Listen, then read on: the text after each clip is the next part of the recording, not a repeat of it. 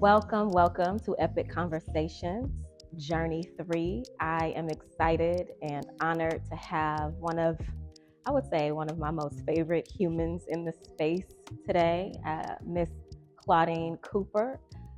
She is an entrepreneur, first of all, a fitness guru, an author, a mother of three, and a wife, and just an overall boss woman. And so, welcome to Epic Conversations presented by Hilvolutionary. And as you know, Hilvolutionary is all about authentic self love, authentic mental wellness, and just that journey through that we take as individuals. So, as I introduced you, being a fitness guru, being an entrepreneur, being an author, being a mother of three, and a wife. Yes.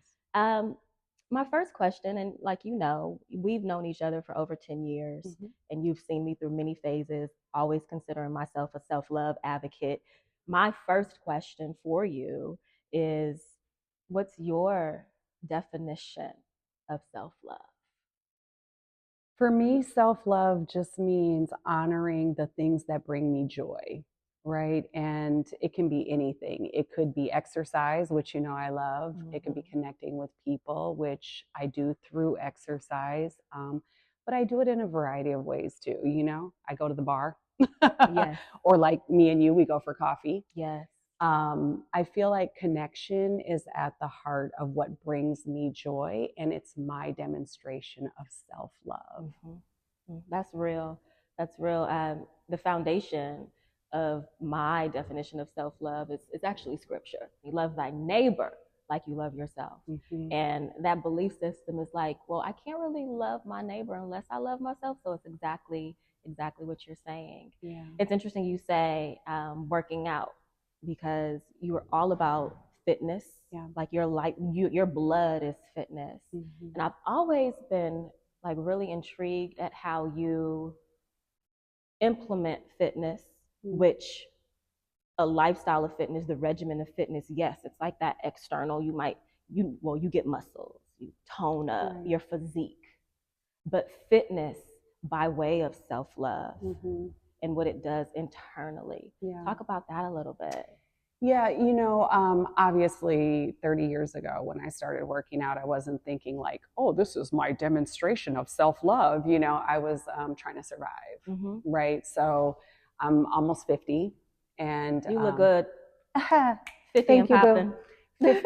50 exercising and eating plants. Yes. That's the other thing.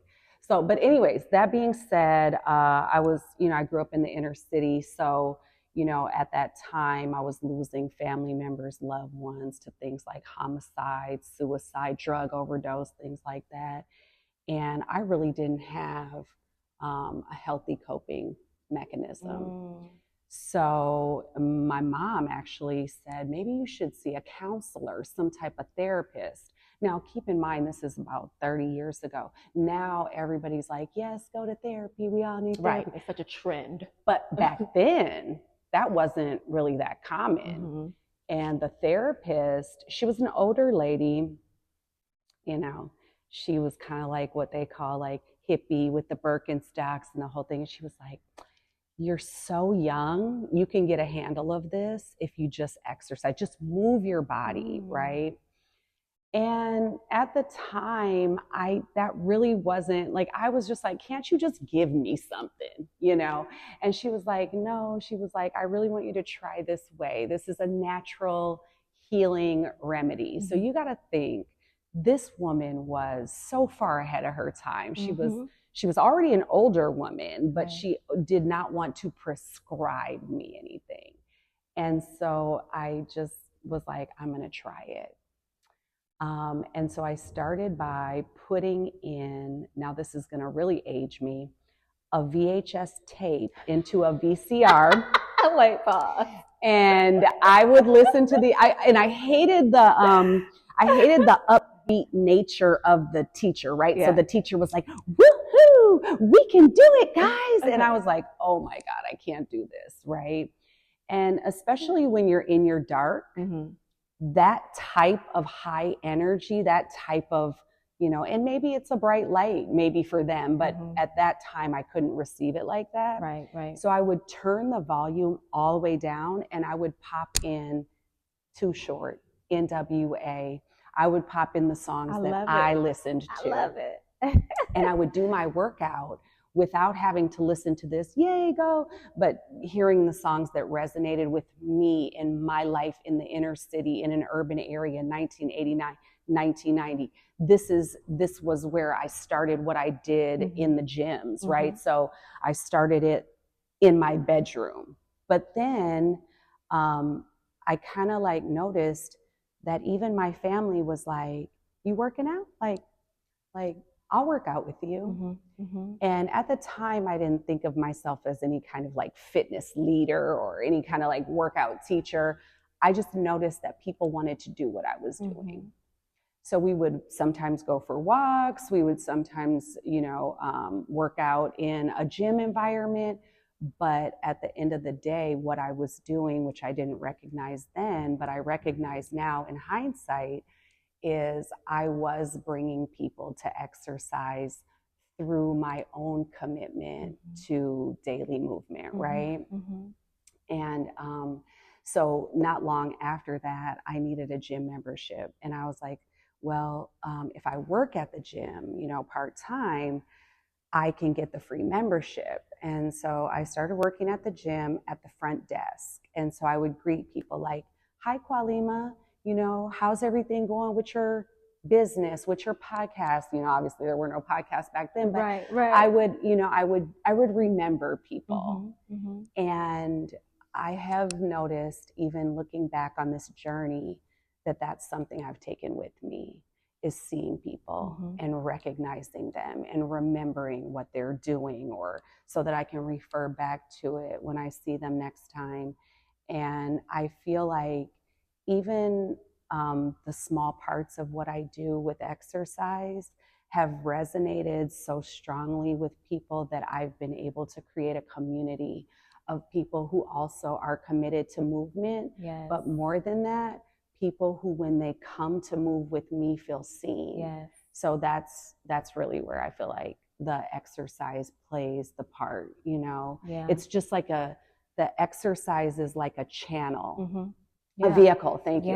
But what I do is kind of what I've always done, which is just see people. I never knew that, first of all. I love the fact that you started in your bedroom, right? And the fact that you had to turn down the aerobic voice, and you put on Too Short. I'm from Oakland, so I love that. Yes. I loved. I'm from the Midwest. I am from an inner city neighborhood, and you would be surprised the West Coast influence on the Midwest, especially during that time. So it's no surprise that I ended up in California. But yeah, I love that. So a part of self-love really is the community that you have cultivated through exercise. And you're absolutely right in that when people come to your classes or come to your offerings, really, because it's a service that you provide, and feeling seen, it's such a gift. I mean, I remember being in class, being in boot camp, right? And Nike training and all of those classes, you would always share your life through working out. Right. And so a part of self-love, a part of healing, a part of being okay with the neighborhoods that we grow up in is being able to be transparent and tell our stories. And you've always been so good at that. Like, we can be in the middle of hitting a burpee or holding a weight for a bicep or something, and you're in the middle of telling this story about, you know, your hood and how you grew up. And where, I know you get pleasure in that, but how is it that you feel so comfortable? You know, because a lot of people don't feel comfortable with who they are and where they come from. And I'll say this, what's so amazing about you even is that you're biracial, right? And so that transparency, where do you pull that from? So it's funny you asked that. So the first time I taught a fitness class, I was actually working at the gym and I was too scared to use my certification. I had gotten a certification to teach body pump, actually. But I was too scared to teach the class because I felt like nobody would respect a young 20-something-year-old coming up there saying, you should do this and you should do that and blah, blah, blah. And I've always respected my elders and the wisdom of my elders. I was raised with my grandparents. My parents were young when they had me. And so I always felt like as a young woman, I didn't have enough to give in that space as an expert or anything like that. Right. So in fact, it's so funny we're talking about this because I was literally just talking about this. Some people have to be shoved out of their comfort zone, whereas some people just like, I want to just get out of my comfort zone.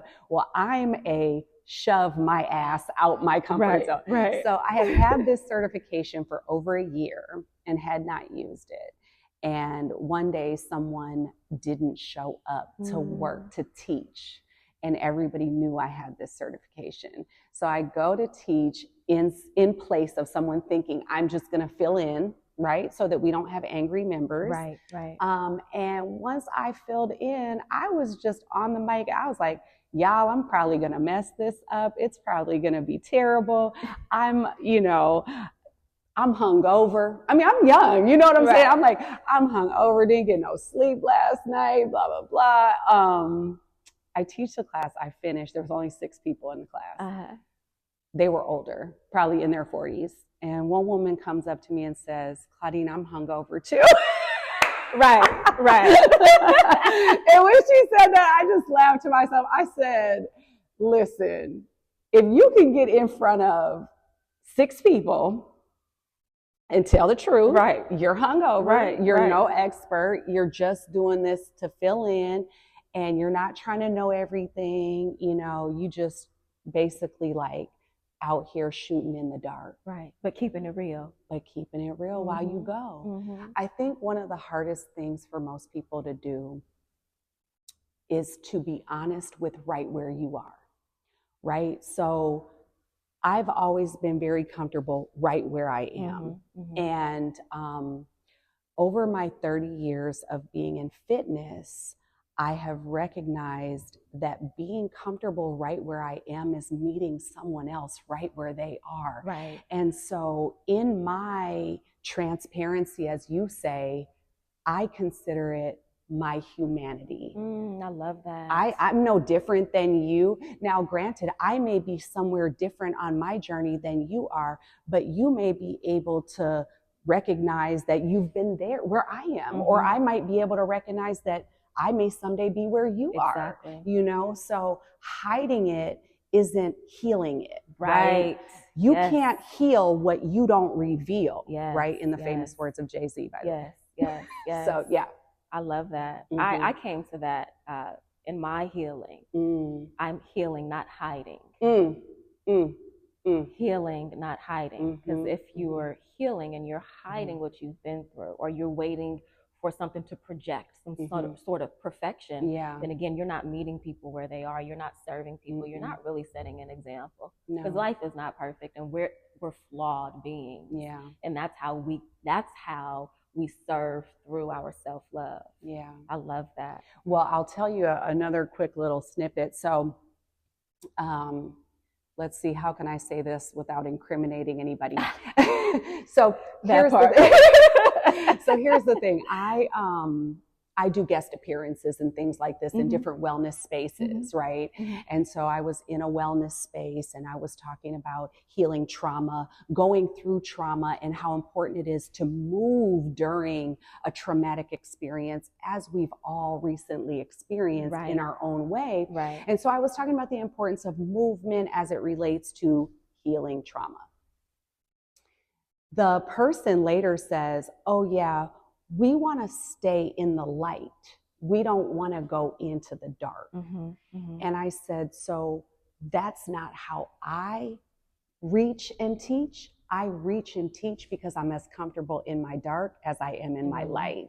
So I think that, just to speak to what you asked about, that moving through is actually a point in chapter 10, I believe, you said a right to heal. You stay coping is easier than healing. You said, I relate that to my art being a form of healing and expression and freedom. I loved that.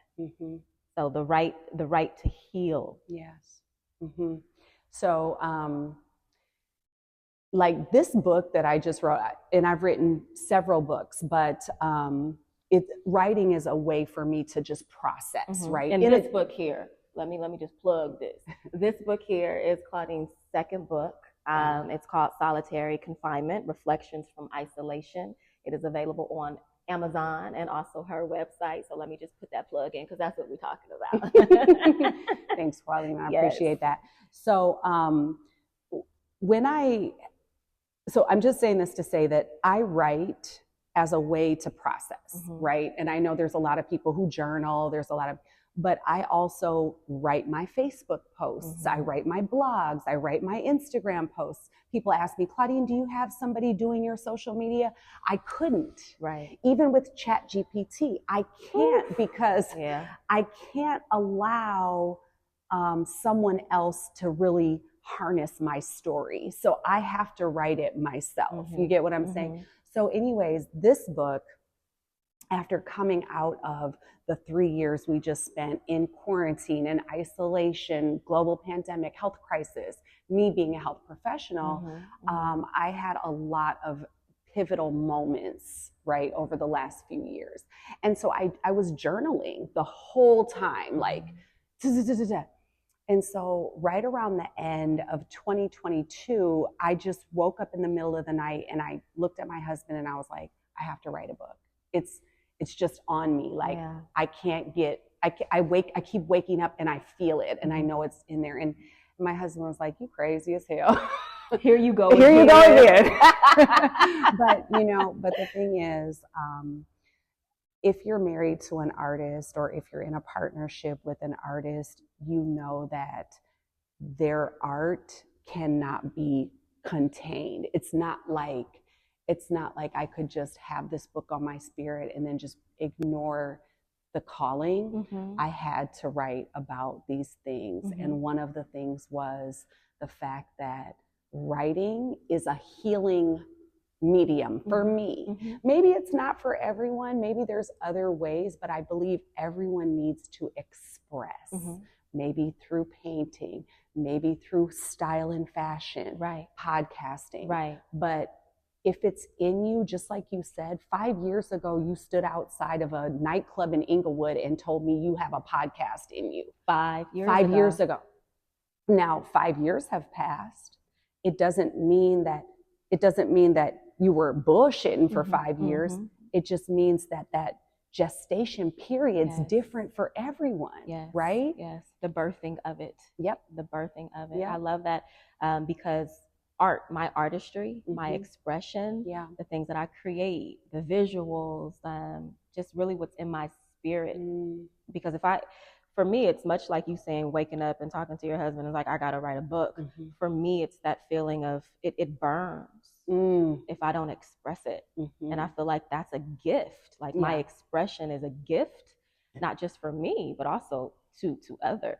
And so but again, I bring it back to that self-love and that healing, because so often, even myself, I'm like, I'm not going to say that. I'm not going to put that out. I'm not going to, that might be too deep. I am a recovering people pleaser. I'll just keep it 100 because I grew up in a space that just wasn't open to my sensitivity. The levels of my sensitivity there's just a lot going on. So you have a sensitive person, you don't really have time for that. And so in my art as a woman, I'm finally really truly comfortable with my levels of sensitivity, my depth, being deep, quote unquote, too deep or whatnot. So it is different for everyone. Like the right to heal, your writing, your expression of word and story is healing. And then again, for me, it's that expression of visual art or acting or writing or poetry. But it's so important to tap into yourself, Yeah. be comfortable with yourself, right? Know what that little you needs in order to get to a place of even realizing that, oh, writing is my healing, art is my healing, exercise is my healing. Healing and self-love has just been really put on a broad platform. It has. And It's been overplayed, overpopularized, monetized in every which way. Yeah.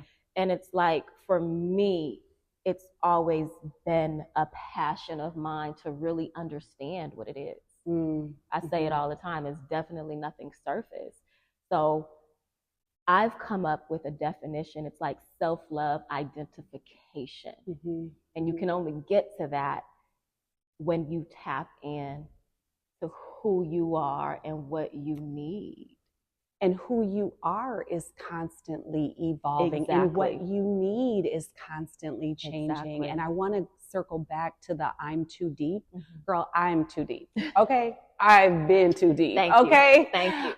Maybe it's a Capricorn thing. It is. I've been reading a lot about that. It is. But deeper than the ocean. So, you know, just to kind of rewind a little bit. So I was working at the gyms, and I knew that I needed to escape from my environment for me to truly flourish. So I left my hometown and I ended up moving all around the country. I lived in New York, I lived in Atlanta, Georgia, then I ended up here. But I'm telling you that to say that I also feel like figuring out how to connect with people, even though you're super deep, I had to go through a lot of trials and tribulations to kind of understand that everyone can't receive that depth, right? And so over time, I found a way, and I don't want to say to make it shallow, but I have found ways to make the depth more relatable. In other words, telling my story from just my perspective and saying, hey, this may not resonate with anyone else. Look, I may talk about growing up in the inner city, 1980s, 1990s, and there are people who lived through that time and are like, I have no idea what she's talking about, right? But no one can tell your story but you, right? And so that in and of itself has been truly a blessing for me, is that I've been able to still tell my story, but be relatable with people who have experienced it, and maybe people who have not, but they can't dispute that this is my truth and my story, right? Can't take that away from you, right? Yeah, I love that. Yeah, I love that, and that's why that's why I've always admired you and just like the work that you do, because you're so truthful. Right. And even though, you know, people come to your space and come to your classes and they're drawn to you to work out on a, you know, physically, you feed people. You feed people through that. Like, it's like, well, if Claudine can work out and, you know, be transparent, because I'm telling you, y'all, that I'm telling you, the storytelling during the workouts, it's like, wait, where am I? I done did 1,000 burpees, but this is a good story. Let me keep going. Well, it's funny you say that, because I talked about the VHS tapes, and I talked about the high energy aerobics instructors, and I talked about how that style did not resonate with me. And I think that was part of my hesitation when I didn't want to teach. I had this certification, but how would people receive me, because I'm not that person. I'm not, you know what I mean? And so how am I going to use and harness my kind of low level depth, right? In a way that's going to still meet people where they are. So the first thing is, I focused on strength training. That was a big thing for me. I feel like strength training mirrors life's journeys, right? So you have to push yourself. You're pushing through. Yeah, you are the discomfort. You have to continue to be consistent to see results. same thing in life, right? Mm-hmm. And there's going to be times where you want to tap out. But that's how I'm able to meet people, because right at that tap out, right when they feel like they might tap out, I say, hey, you guys, there was a time when I wanted to tap out too. Mm-hmm. Let me tell you about this, da, da, da. Mm-hmm. And while they're not realizing that I'm connecting the two, but I'm seeing my life journey play out in front of me with bicep curls, with burpees, Mm-hmm. with push-ups. You want to quit. You cannot quit. Yeah, you got to tap in. So yes, you stated strength training mirrors life's journey. Mm-hmm. Strength training mirrors life's journey, Mm-hmm. which is real. Yeah. In many, many ways. You know, strength training is hard. Yeah. Right. And most people would rather jump around and do cardiovascular training because Yeah. you get an immediate high. Just keep going. Right. You know, anybody who's done cardio kickboxing or run a mile, you feel an immediate rush. Mm-hmm. But strength training is the slow, consistent grind of trying to get the results that you want. So I feel like me harnessing my strength training, I guess like you would call it my strength training model for working out, was also me modeling my own journey through life and trying to just harness my strength, mental strength, physical strength, spiritual strength, and doing so publicly, right? In front of hundreds of people a week. And so I said this maybe right around 2020 when the gyms shut down. I said, the place where I've done my healing is not open to me right now. Wow. And now what? Right? So now where do we go? Pivot. Yeah. And so that's, I love that because not everybody, first of all, you're right. Everybody's quick to jump on a cardio machine. But when it comes to strength training, I think about form. I think about breathing. Because really to see those results, you know, to see those biceps, to see those glutes, to see those abs, it's really about form, breathing, like the mind-body connection. It is. And so that's another way of my healing belief and self-love belief is the spirit, mind, body connection. And even like now with me working out, trying to get back, and that's a whole nother topic. Let's talk about it, Claudine. Let's talk about it. You know, because listen, I done gained about 30 pounds since the Well, shutdown. I can't tell, but thank you. But what the difference between my workout regimen now and back in, 2020 is the spirit, mind, body connection, and really making sure I'm breathing through, right? It's not rushing through. It's not like, okay, yeah, I have goals, but I'm not like measuring and weighing. It's like, am I connected? Am I connected in my spirit, in my mind, in my body to not just the exercises, but the eating well, the rest. There's so many elements to working out and strength training that, like, again, it's like not just a lifestyle, but it's a reflection of life. 100%. It's a reflection of challenges. And so I love that you're able to, again, heal through that work. They say when you're doing something you love, it's not work. And that's just through and through everything that you've created for yourself. The thing that I admire about you the most is your motherhood, being a mother of 3, again, one of which just went off to college. Right. And breaking patterns, conditions, intergenerational mindsets, it's not easy. No, it's not. And you talk about leaving home as a young woman and just getting out there, hitting the ground running, different states, different cities, different cultures even, right? And landing in LA, where you've created this lifestyle for yourself. People see that, but the inner work that I know it takes, especially in motherhood, how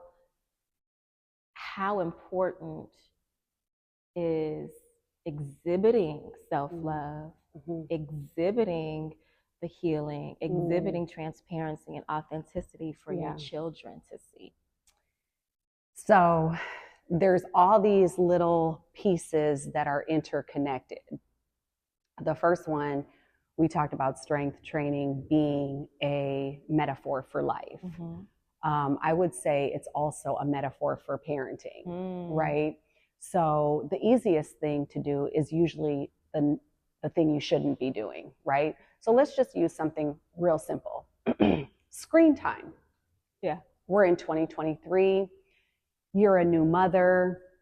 Your child sees you on your screen. They're begging for your screen. The natural thing for you to do, hand them the phone, hand them the iPad. They're quiet. You can surf the net. Everybody's satisfied. Right. In strength training, when things start to get easy, we call it a plateau. That means you're not going to see any results. You'll maintain, things will stay the same, but you are not going to have any transformation. Right. Any muscles building or whatever you're trying to see, you're not going to see unless you're pushing through discomfort, soreness, pain, right? Struggle. For many years with my children, I would monitor their screen time. Now I have 3 teenagers now, so I did my part. But I'm saying that to say everything we commit to with intention, everything we want results for, we've got to get comfortable in that discomfort. We've got to be committed to the work, to the discipline. Do you think that I wanted to see my kids throwing temper tantrums when I take the tablet and say, you've had already 40 minutes, this is it? No, who wants that? Like, I don't want that. But what I want for them is to not be neglected, to be seen, to be heard, to be activated by things other than whatever's on that screen. Neglect is neglect is neglect. Right. It's neglect in 1980, it's neglect in 1990, it's neglect in 2023. Yep. And so if you tap into what happens when a child is neglected, you will see that although the streets of the internet might be a little different than the streets that you had your kids out on, or that parents who were neglecting their kids had their kids out on 30, 40 years ago. They're being exposed to the same stuff, though. If not more, because it's visual now. It's in the palm of their hands. Yeah. So, to answer your question, I did not want to neglect my children. I wanted to be a hands-on parent. I left a very lucrative career. I downsized in so many ways. My husband and I drove one car. I mean, look, I don't know who's watching this or where they're watching it from, but one car in LA is like it's like sharing a car with someone is like, yes. That's one of the hardest things to do here in this drivable town, right? Yeah. That was one of the many sacrifices we made. We didn't take vacations for 15 years so that I could stay and be present with my children. Again, discomfort results. Discomfort results. Sacrifice. Sacrifice. That's what I'm hearing. Sacrifice. Sacrifice in breaking intergenerational patterns. Making sure you were present. Because like you said, neglect is neglect is neglect. Abandonment is abandonment is abandonment. Abuse is abuse is abuse. Abuse is abuse. Yeah, that takes me to, in, I believe it was chapter 3, Trust the Process. You discussed losing the job, right, at the gym that you had for 20 years. You stated faith is a verb. Every time I trusted the process, I was actually trusting God. Losing a job that I hated was a different experience from losing a job that I loved, but exercise and faith was the same. The exact same. Exercise and faith was both the verbs. Same. Both verbs, both require movement, right? You can't say, oh, I'm a believer, right? Oh, I'm a believer and I have faith, but I'm not making no moves. Right? Or, oh, I have faith, but I'm worried about the outcome, so I'm not going to take any risks. Any chances. Yeah. Faith without works is dead. Yeah. And so in that time frame, and maybe we should back that up, but what you're talking about is me getting fired from a job that I poured my heart. That's where me and you met. 20 years. Poured my heart and soul. And just to give some clarity, I mean, you had really quick 20 years. So if we talk about the 3 children you have, dragging them in and out of classes. You remember. Right. There late at night, making sure that you were there to serve and there to do your job. That's sacrifice. Yeah. And let's talk about the money that I was making was barely enough to cover the gas it took to drive to the gym, to teach these classes. Okay. So again, how long could you do what you love without monetary gain from a place of pure service? Although I left my lucrative corporate job, I also knew that inside of parenting, I still had to have something that was mine, that was I'm not just a mom. I'm not just someone's wife. Come on. I am also a community servant. I am also a community builder, right? And knowing that, then I knew, even though, I had been teaching classes already for years, but when they built the gym in our neighborhood, blocks away from my house, I was like, God, are you telling me I need to go back to teaching classes? And at that time, my firstborn, she was 3 months old. They would not take a 3-month-old at the childcare at the gym. She had to be 6 months old. So my husband, who worked 12 to 15 hours a day for 30 years, he was at that time coming home off of work. And I would say, can you hold the baby while I go run and teach a class? And he said, if this makes you happy, go do it. I know that's right. I mean, my breastfeeding baby would cry her eyeballs out as soon as I would walk. Like, I'd hit the door. She's like, milk is leaving. I need my mom, And so. That's amazing. Those babies can smell. Swear. They can smell. Girl. And so I had to wrestle with leaving my baby while she was crying to go teach a freaking water aerobics class at the gym. But when I turned on that high intensity West Coast rap and I got my whole pool full of people in there turning up, I was like, I'm supposed to be here. And your happy place. It was my happy place. And a funny story I'll tell you. So I had my water aerobics people, and one day when I was pregnant, because I got pregnant back to back. As soon as I lost my baby weight, I got pregnant again. My husband just couldn't leave me alone. He couldn't help himself. Whatever it was. But I was saying that to say I was pregnant, but I was hiding my pregnancy because I didn't like people to fuss over me. I really don't like, and this is just my own personal thing, I really don't like a lot of sympathetic attention. So like, oh, handicap, it's not handicap. Everything okay? And I don't really like that. So I was hiding my pregnancy. And maybe about 4 months into it, a woman came up to me from the pool and she said, girl, are you pregnant? And I thought I was doing a good job. And I said, all right, you guys, big announcement, I'm pregnant. Because I couldn't just let one person know, right? And so after that, she was like, girl, we see you every week. Like, we see your body change. We knew before we even said we knew, right? And so the fact that they would just honor me like that, like just not invade my personal privacy, knowing that they probably knew I was pregnant, or maybe they thought I gained weight or whatever it could be.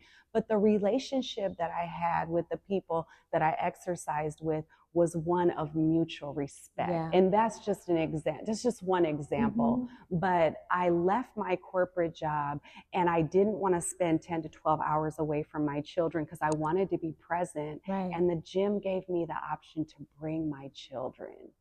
There was a child care. You were there. I worked there. And through that, I literally raised my children in the gyms. So saying that to say that when they put the gym in our neighborhood, they did not think that a Black and brown neighborhood would be the highest grossing new membership sales in the first year consistently. But we packed that gym out every day. And I felt like I was part of something so much bigger than just going to teach someone how to do squats or how to run in a pool or whatever. I felt like I was part of a movement to help my community heal through exercise. That's so good. That's so good, because it is something bigger. And again, I always bring it back to the self-love identification. You tapping into that early on from what it sounds like. That early on phase of you being in your room and identifying that working out is healing. Working out feels good to me. And then turning it into service. So selfless. Going in there pregnant.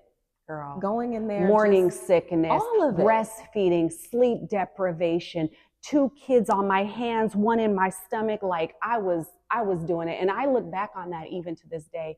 And I'm like, I'm glad I was young, because I don't know that I could do that today. But I'm sure you could, because listen, 50 and where, okay? But the other thing too is that in the year 2020, when they sent me the email that said, you know, hey, and essentially I understand, because at that time, nobody knew what was going to happen. We didn't know if we were coming or going, right? Yeah. So it wasn't anything personal. It wasn't an attack on my work ethic, because, you know, I never called in sick. I never skipped a class. I never did a no-show. But it wasn't that. It was me having to lean into the fact that, oh my God, what I have basically called home is no longer home for me right here. So what do I do? I mean, they're telling us we can't gather people, Kwalima. Yeah, we can't breathe around each other people. And I know that my gift is building community. I know my gift is connection. So what are you saying? You're saying I need to sit at home with my family. No offense, I love my family. However, I still need that thing for myself. I still need that. So I said, here's what I'm going to do. And you know, my husband was like, sit your ass down, right? But I was like, I gotta do it. I gotta bring people together. I know the rules. I know the ramifications. I know the potential consequences. Everybody can stand 10 feet away. We'll be outside. It'll be at a park, blah, blah, blah. And I had been teaching free classes in the park up until that point. Right. But at that point, when the gym said, we gotta let you go, I had to lose my definition of what it meant to do the job that I love, and I had to find new ways to do it. So popped up on live video right off the top, boom, got people coming into that. Then I go to my park. First, I'm scared. I don't want to tell nobody I'm at the park, because what if a lot of people come and then I get in trouble, or I don't know what could happen. So I just go. Whatever happens, happens. I'm not going to post about it. I'm not going to make a big fuss about it. I'm just going to go. My husband joins me. My children join me. The whole tribe. I say, if this is all I can get for now, this is, at least I'm outside, I'm breathing, we're jogging, we're moving. And then one woman showed up on a Saturday, which is when I always taught my class. She said, I had a feeling that you would be here. She said, do you mind if I tell so-and-so? I said, I don't mind. Next week, 6 people, then 10. We was out there. You hear me? We were out there shooting in the gym, running, squats, everything. And I thought that was so beautiful, your pivot. It's your passion is your purpose, but the service is through self-love. Loving yourself allows you to love others. But I remember very specifically, we were downstairs in 24-Hour Fitness getting ready to leave by the paper towel holder. And we were talking about something. And I was like, yeah, because you're going to have your own studio one day. And he was like, no, I'm good. Not my dream. That's not my dream. Not my dream. I'm not doing that. But to look now, where the job that you held that job down. That job didn't hold you down. Mm-mm. You held that job down through service, through Yeah. love for 20 years. Yeah, for 20 years. Shut that down. Yeah. Going to the park faithfully every Saturday Yep. at 8 a.m. Never fail. I'm not a morning person. So Saturdays at 8 a.m., I'm like, I struggled to get there, but Yeah. you were there before everybody. Yeah. For how many years? Years. I've been doing it probably 10 years on Saturday mornings. 10 years outside. Yep. Yep. Following the weather conditions. Yeah. One thing that, you know, I don't talk about often is that my husband and I, we have invested together. So, you know, it's something that he and I have built businesses. So it was not it wasn't like something where I was like, oh, I'm starting this new venture. It was like, I'm kind of like springboarding to the next venture. Does that make sense? Yeah. So when I think of a kept woman, I think of a woman who really, you know, she shops or goes to lunch or whatever, but my husband and I built a real estate business together. So we had that in place, which helped me be able to serve my community and all of that. But in that, I was also more well-versed when it came time to like open up a studio, right? So all the gyms are shut down. My girlfriend calls me. She has a podcast studio, a production studio. She says, listen, there's a space next to me. Do you want to use it to teach your classes? Well, at this time, you could have said, Claudine, I have a garage. And I'd be like, let's. Right, because you were doing the workout parties. Exactly. Oh, yeah. So that's the other thing. The pop-ups. Yeah. And so when she said, do you want to teach your class? I was like, let me come by and see. Girl, when I came by to see the woman who had the space, God rest her soul, she passed away. She had the space for 17 years. Do you know what she had stenciled on the walls? Let food be thy medicine. Wow. Natural healing over everything. Wow. Now, you got to think, this is at a time when we're being fed a certain amount of information that I'm already like kind of feeling like is out of alignment with what I believe to be true, which is most of us have what we need. If we take care of ourselves, we have what we need to be healthy, mind, body, and spirit, right? If we take care of ourselves, right? So I walk into the space and I see these messages, and there's like, I'm just telling you a couple, but there's this like a bunch. Writings on the wall. Yeah. And I say, oh, wow. Oh, wow. So for 2 years, I held classes in that space. And at the end of every class, I would give people the opportunity to share what was going on with them. And when I tell you that is really how this book came to be, is because I heard so many stories of pain, isolation, disconnection. People came into the space and were healed by community. Yeah. Yeah. Community is service. Girl. It really is. Yeah. It really is. And you can only cultivate community when you live in a space of transparency and in a space of self-love, really having that mindset. And again, the foundation is love thy neighbor like you love yourself. But I can't even love you, neighbor, if my mind is messed up, and if I'm worried about competition, if I don't have that spirit of service, if I'm not healing, we can't get to that place unless we're serving ourselves. And that's why Evolutionary is so important. Evolutionary came to me during, I've shared during such a very difficult time. Evolutionary came to me during a time where I was ready to tap out. And I didn't. I really had to tap in. And again, identifying healing and self-love, healing being our most important revolution. Because I can't be a self-love advocate. I can't love you. I can't build community. Right? I can't be the woman that I'm purposed to be if I don't have that mindset of self-love, the lifestyle of self-love. That's true. Because it's all deep, just like again, working out is your form of self-love, and you're able to serve through that. So again, self-love identification is so important because it looks different for everyone. It does. you're an open book. And I love that about you. With boundaries. With boundaries. With boundaries. But yes. For the most part, you're an open book. Right. What is something that you haven't shared that you're comfortable with sharing that you would tell someone who's on a journey of discovering, who's on a journey of identifying what their healing is? Like, again, a right to heal. Your writing is your healing. My art is my healing. What is something that you haven't shared about yourself that would serve as advice to someone becoming healvolutionary? Yeah, that's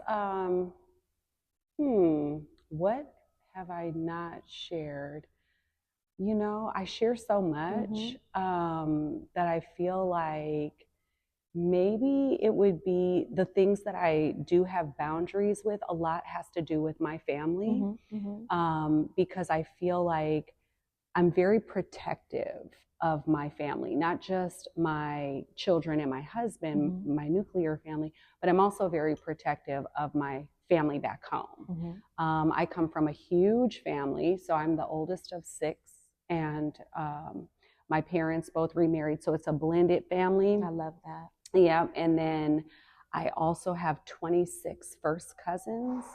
So, but but I'm sharing that because when you say that, like, self-love is how you kind of use that as a vehicle to heal, I also feel like you can use that as a vehicle to heal, but you're also going to run into people who are not comfortable with your self-love. You get what I'm saying? With your journey. Yeah.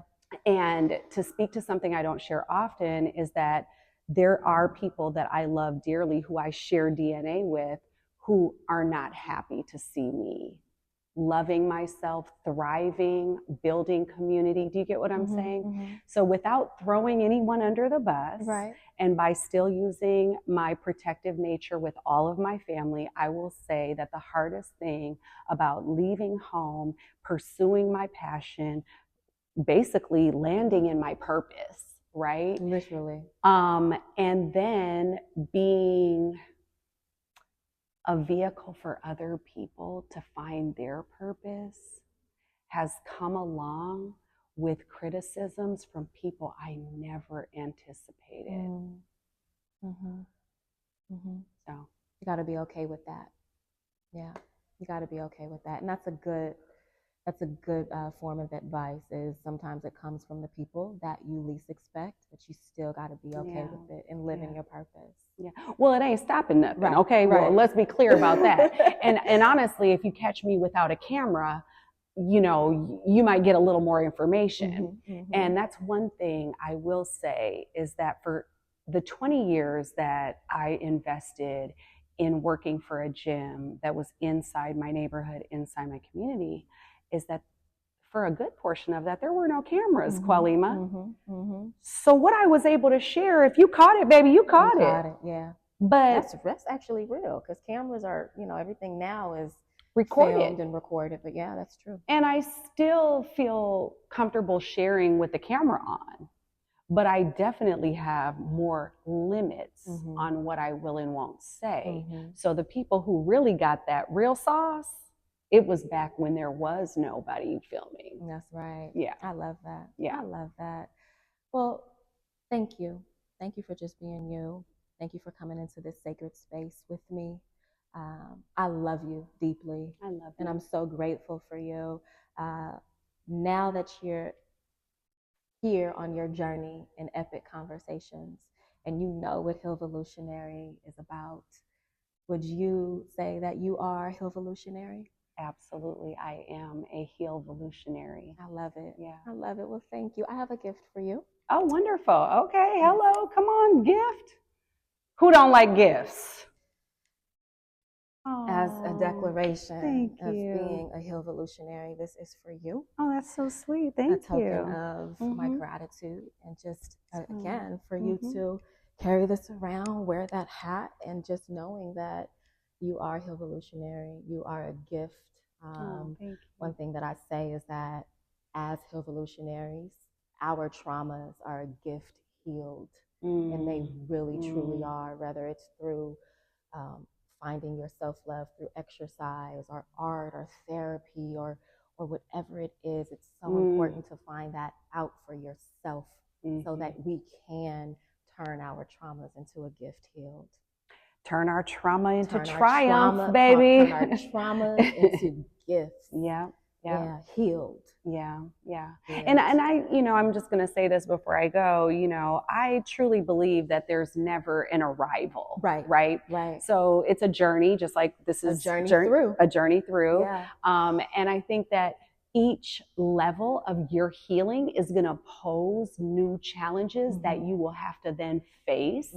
You will have to maybe use your art to get through or whatever it might be. But, yeah, I feel like that's what connects us as humans is that we are all on this journey. Yeah, we're all on the journey. And there's no destination. There's no destination. There's doors and different paths. Yeah. And again, still in that self-love, when we can love ourselves, we can connect. Yeah. When we connect, when we can recognize one another's purposes and passions and voice and light, that's when we connect, and that's when we're arm in arm on this journey. Although they might be different paths, we really are on this journey as Healed Evolutionaries together. Agreed. And so thank you. Thank you. That concludes this journey with Miss Claudine Cooper, journey 3 of Epic Conversations. Thank you for joining us. And again, always remember that the healing will be televised and our traumas are truly a gift healed. Thank you.